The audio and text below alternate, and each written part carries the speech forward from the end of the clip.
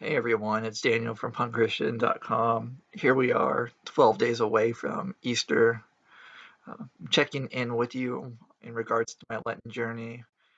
I'm getting a lot of positive feedback on it.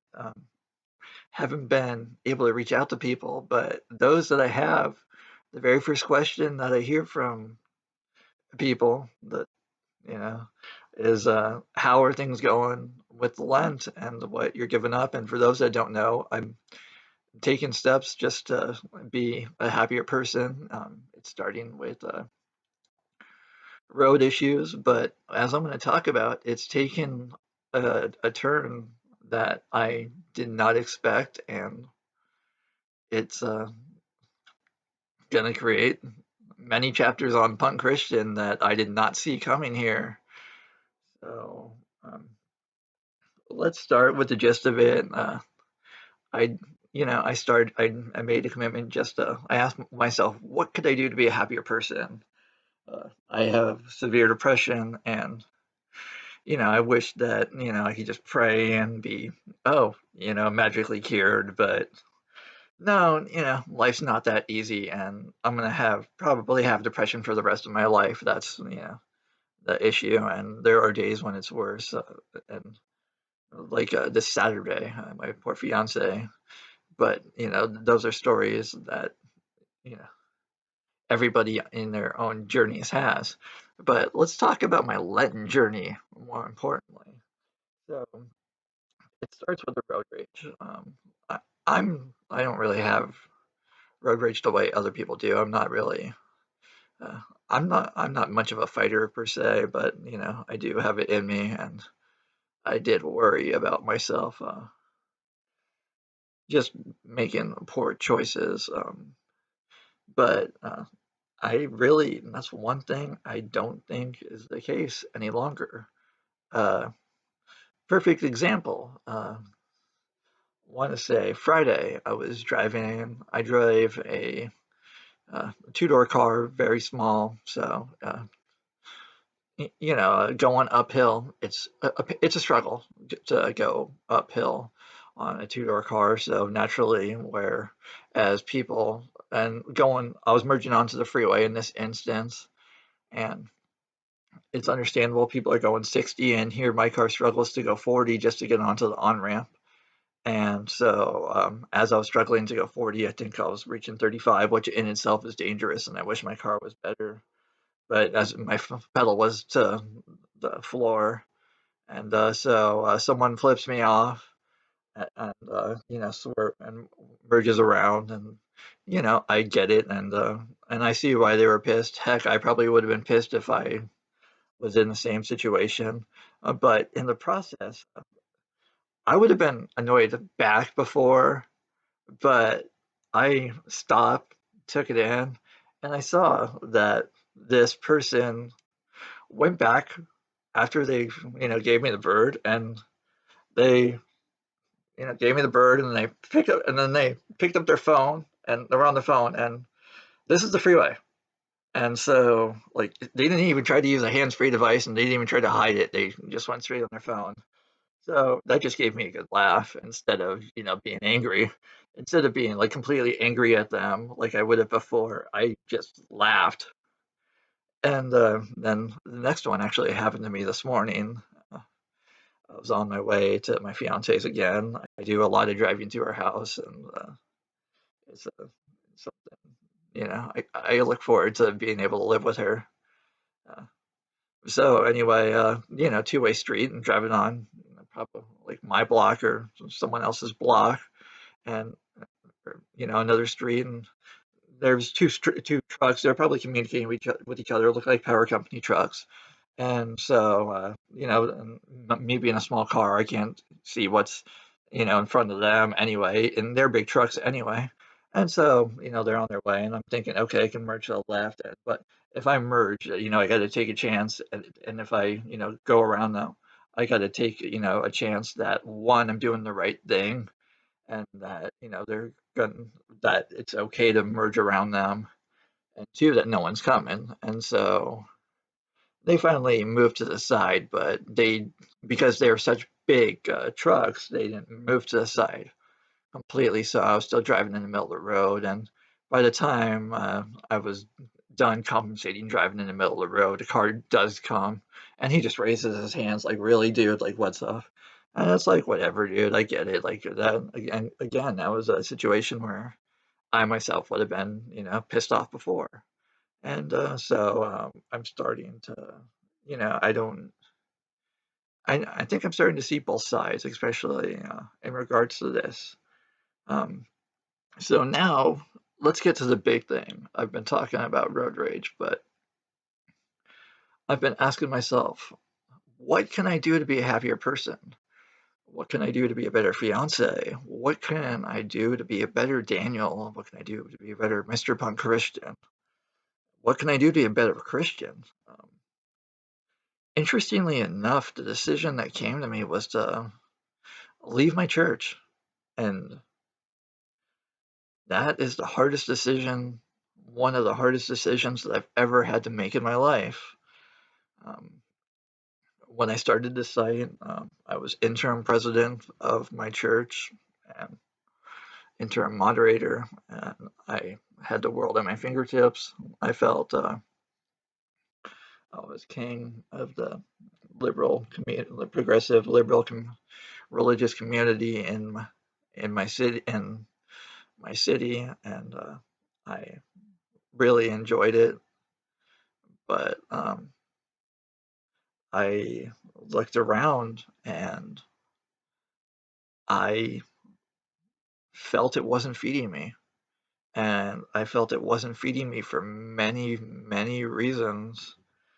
And I, it's going to take me a while to feel comfortable to share those reasons on here, but I will share those reasons on here because what I'm going through, I feel is something worth sharing. Leaving a church is hard um, for me, and someone I was entrenched so deep that it, you know, it really, you know, it's going to be even harder for me to leave because I'm at the top. I put in so much work. I gave 5 years of my life to this place, and there's so many questions. I have a lot of strong feelings about it, and I'm gonna talk about them. And my opinions are gonna change, and I look forward to watching these videos and journal entries over time as they change, and hopefully they mature because this is going to be a process. So the gist of what happened, and strangely enough, this started on Ash Wednesday, of all things, when I went to a service that wasn't my church. And the pastor at the church asked me what was going on at my church, and I didn't know. And not only didn't I know, like, instead of feeling bad about it, I was suddenly like, that's okay with me. And at a place that I was so entrenched in, to feel that way, especially after I was doing so much there and I was at the center of everything. And I'll be honest, I really felt abused there.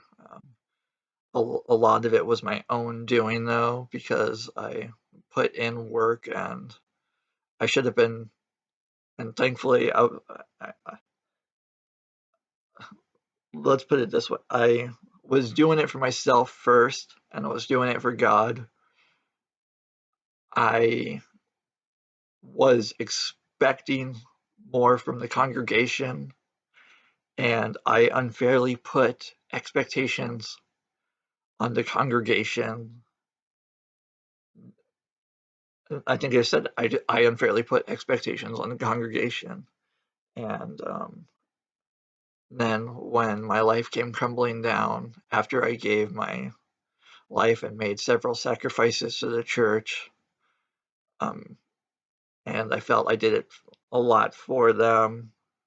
No one was there, and so they I'm sure part of it was they didn't know what was okay to acknowledge and what was okay given, my personality.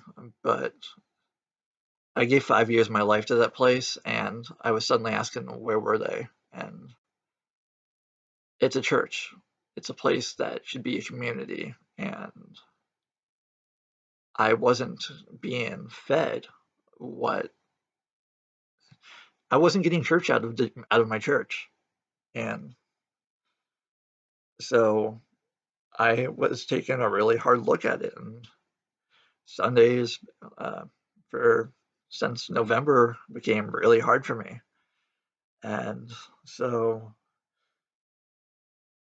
in order to be a better person and in order to survive on Sundays, I needed to distance myself from my church, and this has been something that was a long time coming and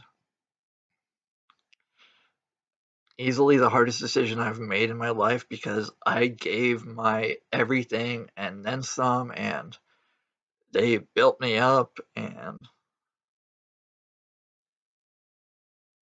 oh man, I don't know what to say. I mean, I I have so many things to say. I will say this: those of you watching, don't think that I hold the place in low esteem. I love each and every one of you individually. The organization as a whole, I just think has problems, um, and therein lies my issue, and I'm just going to leave it at that, given with what I'm talking about today, um, because my issue, it's going to change. I mean, just in this time, like I've wanted to go back, and um, we'll see if church reopens, if churches reopen, and this church is left standing.